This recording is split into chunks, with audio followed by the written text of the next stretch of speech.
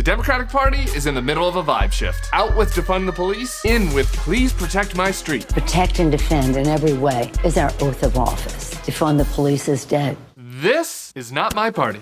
Brought to you by the Bulwark. On Tuesday, in California's primary elections, Democrats once again sent a message to politicians in their party. It's a clear message. They're sick of crime, homelessness, and they are done with the defund the police experiment. That was quick. It was a dramatic fall for a movement that was once the belle of the ball. Let's rewind and see how we got here. Following the brutal killing of George Floyd, progressive activists thought the national groundswell was their moment to push for extreme changes in policing. Our commitment is to end our city's toxic relationship with the police department. Democratic politicians deferred to the activists and mistakenly interpreted the widespread support for cracking down on racist killer cops as an endorsement of the entire defund program. Suck it up. Defunding the police has to happen. This was a disastrous mistake, and politically, it was a total loser. A recent poll that caught my eye asked voters how their views of a politician would change based on certain actions. Second to last in favorability is getting a Mitch McConnell endorsement, and dead last was supporting defund the police. The best polling issue? Support for giving police the funding they need. The answer is not to defund the police, it's to fund the police. This backlash wasn't just from suburban Karens. Polls show black voters rejected defund overwhelmingly as well. I did not know that. But more than the polling, the reality of these reforms had a negative impact for the quality of life for people living in these big blue metros. Let's teleport to the big Democratic-run cities to see what's going on. In Seattle, after the Chaz anarchy experiment, Capitol Hill Autonomous Zone. a moderate mayor replaced the old progressive regime by promising to clean up homelessness. And Seattle elected their first Republican city attorney in 39 years.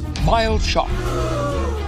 In LA, a billionaire former Republican who donated to W and Mitt is headed to a runoff in the mayor's race, running on that same clean up the streets message. I don't typically endorse anyone in politics. Rick Caruso is my choice. In San Francisco, far-left district attorney Chesa Boudin was recalled in a city that has fewer Republicans than a Jake Paul hype house. In New York, Eric Adams won the mayor's race running a pro-cop campaign, beating out the AOC-endorsed Maya Wiley. What this shows is big city Democratic voters are looking for change they can believe in, and that change doesn't look like AOC. That's going to be a hard no. Now let's be clear, they aren't exactly looking for some race-baiting Law and Order MAGA either. Law and order.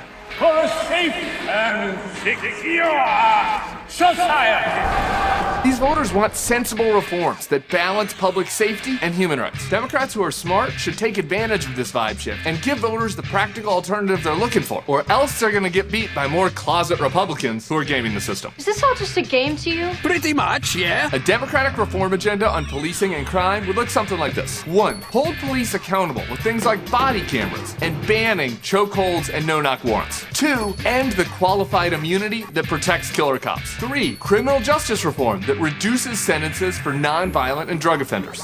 Weed's wearing off. 4. And most importantly, funding the cops who are responsive to a community's needs. Plus, additional resources to clean up homelessness and make city life more livable. Progressives who are unhappy with getting their wings clipped will either have to come up with an alternative that responds to what their own voters want, or figure out how to turn out way more young lefties to vote. Where are the kids? Where are the young people? Partying hard. In California on Tuesday, the turnout among young voters was way down, despite desperate pleas from the LA influencer crowd. Because you know I'm all about that bass for mayor.